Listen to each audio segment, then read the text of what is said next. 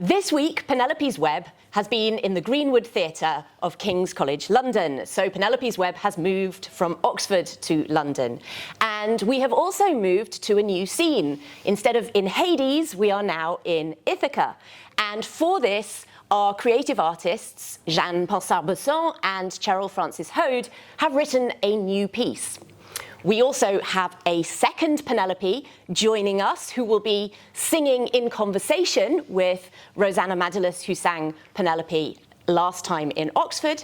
And we have a new choir. We have the choir of King's College London, which will be singing the role of Penelope's enslaved maidservants, but also introducing the role of Penelope's suitors. Today, I am here in the upper foyer of the Greenwood Theatre with a colleague who is an expert in ancient drama and in contemporary stagings of ancient drama, but particularly with a focus on the chorus and the role of the chorus in ancient drama and in the modern world. So I'm really delighted to be here with Dr. Lucy Jackson, who is here to tell us more about the chorus. Hello, Emily. Hello, Lucy. It's really great to be here. My name is Dr. Lucy Jackson, and I am an Associate Professor of Ancient Greek Literature at Durham University. And as Emily said, I spend a lot of my time thinking about and working with ancient Greek dramatic texts and trying to understand how they came to life, how they are put on stage in both the ancient world and in the modern world as well. Thank you, Lucy. So, could you tell us a little bit about this mysterious entity that is the ancient chorus? So maybe you might need to tell us a little bit about ancient drama and drama in Athens in particular, where we know the city really prized the role of theatre. But maybe you can tell us a little bit about what goes on in that theatre and why the chorus has a role to play. So ancient Greek drama became immensely popular during the 5th century BCE, and one of the places where it really reached its peak popularity and certainly was supported financially in very serious ways was the city of Athens. When we talk about ancient Greek drama, what we often are talking about are Greek tragedies and Greek comedies. There was also a third genre called satyr play, which sat sort of somewhere in between the two. But something that all three genres of drama share is that they always had a chorus. A chorus was different from a choir that we might recognise today. In ancient Greek drama, a chorus consisted of a large number of people, anywhere between 12 to 15, for drama anyway, and they were always male performers, but they played a wide variety of characters. So in tragedy, quite often you have choruses that are women. So the fictional identities, they could be enslaved women, foreign women, local women of the place, and they are always present on stage, usually. They very rarely go off stage, sometimes they do. And they just intersperse the action with conversation with the main actors, with reflections, thoughts, and we mustn't forget sometimes physical interventions as well. They are very much a character that's part of this drama. Could you tell us a little bit about why there are so many choruses that consist of women? Do we have any idea why that might be? That's such a great question. And I think perhaps it can be surprising to us just because we're aware of how male the industry was. There are very, very few women who we know of anyway. There are no women dramatists. Women weren't allowed to perform on stage. And yet, thinking particularly about Greek tragedy, there are so many amazing female characters in these plays. Medea, Clytemnestra, Antigone, to name just a few. And I think we can't know for certain why there were so many female characters and female choruses as part of these plays. But what I think it speaks to is an interest in ancient Greek culture, or in ancient Athens at the time, in what is going on amongst all people, and an appreciation and an understanding for the way that society might be divided between male and female spheres, but how intimately connected those two things might be. Another theory that I have that has some evidence in the ancient texts is that when you have a portion of society that has a very separate place and sphere and role, and one that maybe isn't so connected to overt forms of power, such as governing power or physical power, then there might start to be not just a sense of dominance over those people, but also a sense of suspicion, of maybe fear about what's actually going on. So a number of times in Greek tragedies, you have this exploration of the theme of what is actually going on with these women, and perhaps an articulation of fears about what might be going on, plots to murder, skullduggery with the having of children, which really kind of boils down to this sense of female interiority, this sort of very essential fact that there are things that go on in women's bodies that men cannot know about, but that women are kind of more intimately connected to. So there are various ways of exploring those themes. Also, female choruses in drama give an opportunity for greater variety than if you were just looking at male voices and male presence. Female costume can be very, very elaborate. These were serious pieces of theatre, but they were also spectacle. People loved watching them. There was a lot to enjoy in these plays. And if you start to have female characters, you get to engage with a greater range of variety, I think, as well. I like this idea that there is something about female interiority that is important in Greek drama, and that exploration of the other people, other women, people who are not Athenian, sounds very compelling to me. I wonder, what do we do about the fact that the chorus seems to act as a body, as a single body? And do you feel like we get a sense of the feelings of the chorus as individuals, or is it more as a kind of community that we get to learn about them? This is one of the reasons why I find the chorus just perennially fascinating, because they exist in this in-between, maybe not even in-between, but existing as two things are true at the same time. They are this one collective body. They don't have, usually, they don't have any kind of distinct identities and as individuals. They will all be known as women of Corinth or enslaved women travelling from Phoenicia. And yet, when you look at a group of people, it's very obvious that there are individuals there. In tragedy and comedy and satyr play, also these choral performers would have been wearing masks, which goes a certain way to blurring differences between individualities, which is something actually when we compare to modern performance is very uncommon. Often when you see groups of performers now, you'll be able to identify perhaps certain performers who are trying to stand out maybe a little bit, or who have distinctive features. But in ancient Greek drama, there's a real sense of trying to cloak the distinctiveness of individuals. And that in itself can be quite a challenge to an audience, or can be quite disturbing. On the other hand, we do have in the texts of the plays clear indications when individuals will have been standing out from the group, or when the group will have divided into 2 or maybe even 3 groups as well. So we always have this potential, a kind of ongoing tension, which I think is very productive and exciting, of a group that is a multiplicity of people, but still kind of can be one at the same time. And I think in a way there's a very nice analogue with the individual themselves, that we like to think of ourselves as a single entity, but actually we are a composite of multiple thoughts, feelings, often contradictory at the same time. And how do we reconcile those contradictions within ourselves? The chorus kind of acts as like a larger version of that, and we get to engage with that kind of tension physically there on stage. I really appreciate how you can describe this kind of inner experience in terms of the art form that they're engaging in. And it actually resonates with the Penelope's Web project in the sense that Cheryl and Jeanne have written choral pieces that can be sung in unison, but can also be delivered as a fugue in canon, in groups. And so, in fact, that is toying with that idea that you can be a unity, but you can also be in smaller groups, or even you could do this as an individual. So I really like that. And I wonder if you could tell us more then about the movements on stage? Do we have a sense of what this looked like? You mentioned the costumes, but what are they looking at, again, a kind of single unity moving around, and the movements, the gestures, is this something that we think was all done? Is it like a kind of synchronized swimming or synchronized dancing, line dancing? I don't know. What would be our evidence is limited in terms of what the chorus were actually doing on stage.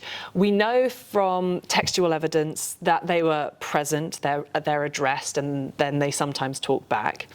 But we have very, very little sense actually about how they were used. And I think that really points to one of the challenges of the chorus and the strengths potentially. We see this in modern productions, that it's really very much up to the director and the designer, the movement director or choreographer, how they utilize this kind of moving, almost part of the set design can be. But in terms of the ancient plays, there's very little indication. What we do have in terms of evidence are a few depictions of ancient drama-inspired scenes, which seem to show choruses and the kind of movements they may do. So there's one very famous vase which shows very clearly regimented choral group, all doing very similar movements at the same time. They kind of got their arms raised as if they're trying to raise a spirit from the dead. So that speaks to unison movement. That's a very likely thing that the choruses were engaged in. But then we also have a fascinating fragment of a vase that was actually found in modern-day Ukraine, which shows a chorus performing as a group of women, of maenads, where they're all doing very much their own thing. They're all kind of engaged in very different movements, these wild movements. So I think there was a great deal of choice and variety available to them. We know sometimes that choral groups would appear from different parts of the stage as well. So moving separately and in unison at the same time, these are all possibilities. What's very lovely about engaging with modern performance is that you get a sense of what might be. So one of the very, very important things that I've ever seen on stage was a performance by the Mark Morris Dance Company, where they did spectacularly, beautifully synchronized movements, very, very simple movements, but as a group, just showing all of the things that were possible with unison movement, with regimented movement in lines, going around in circles, making shapes, all of which you can do when you have a group of 12. But then also you can have other groups that really kind of explode that and are acting more like individuals as well. So there seems to have been variety, but unfortunately, in terms of ancient evidence, we just can't tell for certain. It's great to hear about the kind of evidence we can look to looking to vase imagery and things like that, and texts as well. Can I ask you a little bit about space? I think, do we have evidence? When I was a student, I was always told that the chorus operates within the orchestra, the space that's the word for the dance space, which is this circular space in front of the stage, and the main characters, of whom we know there were always very few on stage at any one moment, would be separate from them. Is this something that we still believe? Is that still the case? Or is it a little more fluid now, our understanding? I think a lot of people might still believe it, but that certainly, if we focus on ancient Greek performance, doesn't seem to be borne out in the evidence. So dramas, so tragedies and satyr plays, they would have had 3 actors playing all of the named characters, or the sort of the individual characters, and then, like I say, between 12 and 15 performers being the chorus. Often when we think of the space of the ancient theatre, we might be blending ideas of ancient theatres from the Roman period with those of ancient Greece. And in Rome, you have a much more clearly delineated set of spaces of our higher stage with a very elaborate backdrop, and then, as you say, a circular space, which is known as the orchestra. But with recent archaeological finds and ongoing work on ancient theatre spaces, kind of digging down through the layers of all that has been accreted over the centuries, we actually start to get a very different sense of the space. That actually everyone would have been playing in a large central area, which could be circular, but actually for the 5th century is more likely to be kind of trapezoidal or kind of rectangular, or just depending on what the space was available at the time. There was no significance in it being perfectly circular. And it was in this space that actors and chorus would move and interact all together, all on the same level. There's very little evidence for a kind of raised stage space, and certainly when we look at the capacity of ancient theatres, we're talking 5,000, 10,000, 15,000. It makes no sense to confine your actors right to the back, just in front of a rudimentary scenic backdrop. Often, I think actors will have started at the back of the stage just because there was the stage building, the scarenaire. Again, I think a fairly rudimentary building, which might give some indication of the location. And actors would emerge from this sort of tent almost, or light building. But then they would have got right involved. I think they would have made complete sense for them to be moving around the space. And indeed, again, we know from modern performances, there are really powerful images that can be created on stage by balancing a single actor or two actors and a group. This is something that the theatre master, Jacques Lecoq, did a lot of work in, and a lot of drama students now do something called an exercise called flocking, where they kind of move together as a group, and adding an individual into that can really provide these stark and beautiful stage pictures that also tell us quite a lot about what's going on with the power dynamics on stage. So there's a lot of opportunity for that kind of full use of space in ancient theatre as well as in the modern world.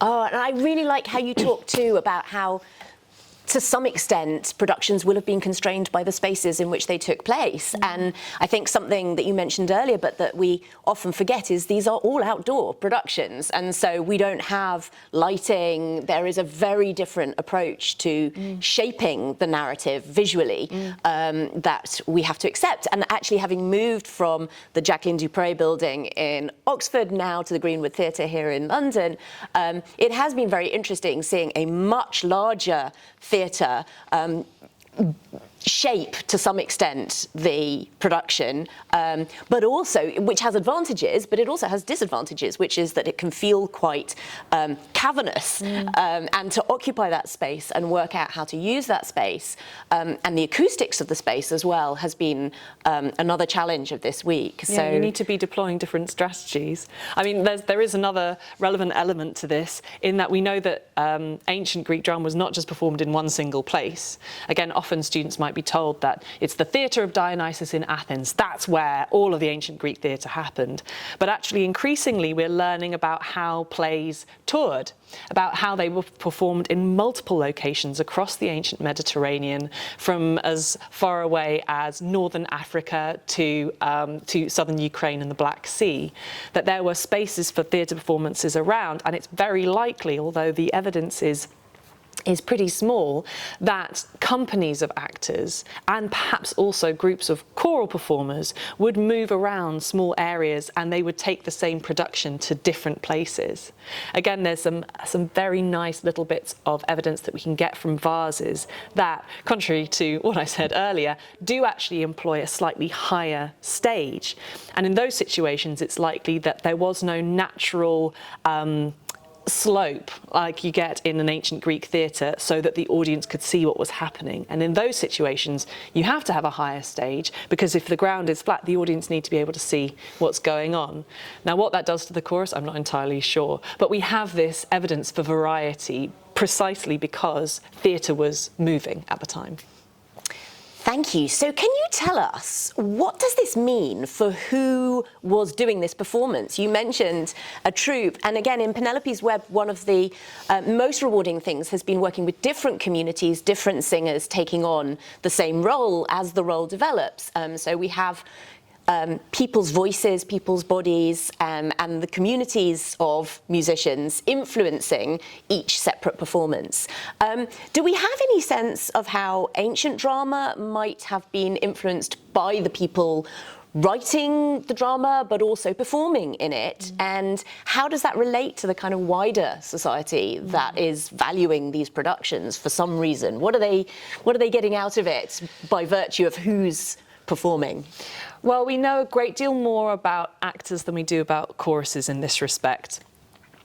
So we absolutely know that certain playwrights will have written parts with specific actors in mind. Certainly as we move through the 5th century into the 4th century BCE, actors were incredibly well known, they were very well paid, they had a huge amount of soft cultural power as well. Some actors even acted as diplomats on missions between different city-states.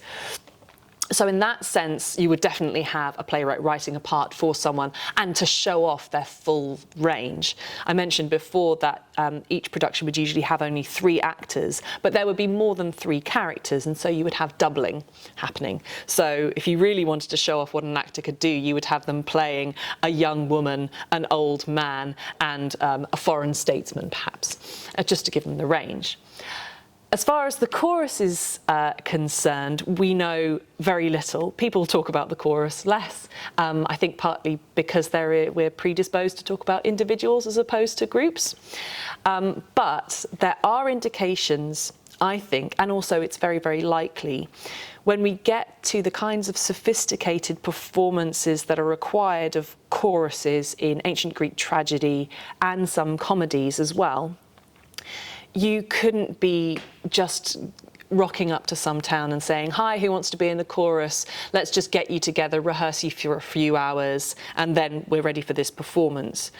So there have been some people theorize that you would have a core group of actors moving around, and then they would hire locals to play the chorus. This actually speaks to a general prejudice against the role of the chorus, the importance of the chorus in ancient drama. If you actually look at what choruses are expected to do, especially if you add in very technical elements like complicated costume and mask, you can't just ask someone who's never really performed like that before to just be able to do that in a matter of hours. So it's very likely that actually we had semi-professional choral performers who were able to learn dance moves very quickly, who had a repertoire of music in their minds. There is also some small amount of evidence for there being sort of famous training centres for choral performers, or particular places where you were likely to find a good set of performers who could do different choruses. And certainly we know of professional chorus trainers. They have a special name, the chorodidaskaloi. And so if you were looking to kind of mount a production, you'd want to get one of these really good people who would have a network and know the kinds of people who would be good in this particular chorus. Another important thing about thinking about who was in the chorus for these ancient plays is an appreciation for how the general population, everyone in ancient Greece, and perhaps even the ancient Mediterranean, was involved in informal singing and dancing in groups from a very early age. This was a part of culture, this was a part of life. When you were celebrating major life events, when you were celebrating the victory of someone, people would get together and they would sing and dance. So for ordinary people in the street, you would already have some kind of muscle memory, some kind of sense, some kind of cultural memory of the kinds of songs, the kinds of moves that you might do in unison with others. And that's something that can feel perhaps quite alien to us today, although there are a few isolated instances where if you hear a certain set of notes, you're like, aha, it's the Macarena, I know how to dance that one. The Macarena is always the one that I go for. Yeah. But for that would have been all the more so in ancient Greek culture. Which means that when we're thinking about who was performing in these choruses, we have a slightly better sense that more people would have been open to and available to performing in these than might have been the case. I mean, the example I sometimes use when thinking about this is things like Happy Birthday. We all just break into singing Happy Birthday, no problem, football chants, people have these things, certain songs we were taught as children, nursery rhymes. So that does resonate. I'm thinking also about how in Penelope's Web, we haven't just taken anybody to play in the chorus, we have already chosen choirs that exist already and have a certain level of training, so that absolutely makes sense that even when we were working with children, they were very highly trained choristers, and now we're working with the choir of King's College London, who again have, you described it as muscle memory, have a kind of a facility or a familiarity with the modes of learning music and performing that I think definitely backs up what you say about people needing a certain level of expertise to be able to learn things fast, at least. I wondered, you mentioned the familiarity of the music. Could you tell us anything about the music in particular? We talked about the unison dancing, but do we have any idea of what these songs sounded like that the chorus might have engaged in producing? When we're looking at 5th and 4th century Greek tragedies, comedies and satyr plays, the short answer is no. That we have some very slight bits of evidence for the kinds of tunes that were sung towards the later end of the 4th century and early 3rd century. Our very earliest kind of musical notation for these plays comes from that sort of time. But we don't really know exactly what was sung or how it sounded. But what we do have a better sense about, although again it's not completely accurate, is not the music but the rhythm. And rhythm is a really, really important part of understanding all of ancient drama. A bit like how we think of Shakespeare's plays having a regular kind of heartbeat-like rhythm, it's called, of the iambic line. In ancient Greece, all drama was performed in some kind of verse. And these verses could be sort of closer to the kind of rhythm of everyday speech. So that's the iambic trimeter that sort of most of the dialogue would have happened in. But then at certain moments, at certain points of tension or change in pace, they would change to a different sort of rhythmic delivery for exchanges, for little speeches. And then you have a kind of next level up in terms of heightenedness of this rhythm. So rhythm was something that was incredibly important for ancient Greek drama, and is something that we can get a sense of from the texts themselves. We get a sense of the kinds of rhythms that were used and how they change at certain key points in the drama. When we think about the chorus in particular, both individual characters and choruses would sing regularly throughout the plays, but choral odes in particular, when they would sing songs, have these immensely varied, extremely complicated kind of rhythmic patterns. And something that I think is quite remarkable is that we have no single choral song from any tragedy that exactly replicates another in terms of its rhythm. All of these odes are completely unique in how they marry kind of short and long syllables together. Sometimes you really want to be able to interpret these different rhythms sort of very clearly. So the entry of the chorus in the Bacchae, for example, is sometimes thought to be like, oh, well, they're maenads, so they must be completely wild and out of control. But when we look at the rhythm, it's actually something that's quite stately. It's a asias, apogas, hierontmo, lonemepsas, etc. And it's this very kind of slow, stately thing that tells us something about their character. But later on in the same play, you have a choral ode that is very marked by a particular kind of meter called the dochmiac, which is famous for being kind of wild and syncopated. There's some argument about exactly how you render it, but it gives you a feeling of people who are kind of on the edge or extremely heightened emotional state, we must say. So a lot of syncopation there. Etc. And that can really give you another sense of the musicality of the language, even when we don't have the music itself. That's wonderful to have that little performance there. I completely messed it up, but it's fine. Doesn't matter. It's beautiful. This is such a vivid picture that you have painted for us about the ancient chorus. What does that mean for us when we want to restage these dramas? I mean, I'm thinking not just about reinterpretations in operatic forms, such as what we're doing in Penelope's Web, but if you just want to put those plays on in English translation, and I know you've done a lot of advising on new productions at the National Theatre, at Shakespeare's Globe, what has your role been, and how do people cope with replicating those particularities? I think you're absolutely right that the chorus of ancient Greek drama is something that can feel incredibly particular to the time and place that it came about. And I know that a lot of the time when people are coming into contact with ancient Greek drama, the chorus is something that can really challenge you in terms of trying to understand what's going on. In the first place, the kind of things that they say are very poetic, and poetry, is a challenge for anyone sometimes to try and understand what's going on.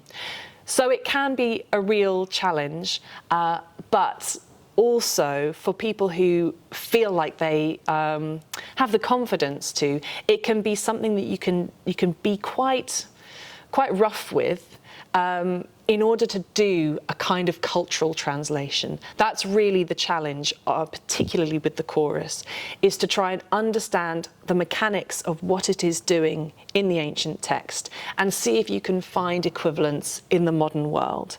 So one feature that the chorus is very, very potent in the ancient world is deploying scraps of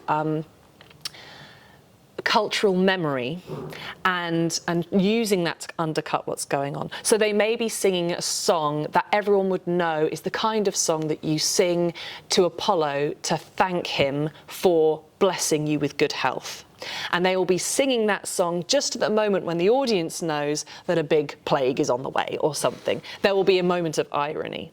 Now, obviously, if you sing about Apollo in a modern theatre building, very few people will feel moved by that. So it's about trying to find a way of getting that irony that will make sense to the modern audience. So a wonderful example I always remember is in a production of by Katie Mitchell, the British director Katie Mitchell. She was doing a production of Euripides Iphigenia at Aulis, and there was a moment when a young girl is about to be sacrificed for the good of the war effort, and there is a really hideous, horrible moment when the chorus start to sing "All things bright and beautiful." And the disjunction of that moment of a song that will be familiar to people as something we might have sung in our primary school together in groups, absolutely choral in the modern sense, and then using that to really undercut this moment of a young girl dying so that men can go to war was just beautifully done. That was a beautiful example of this kind of cultural translation. But it's hard. It's really, really hard. But some people still, manage to do these fantastic things.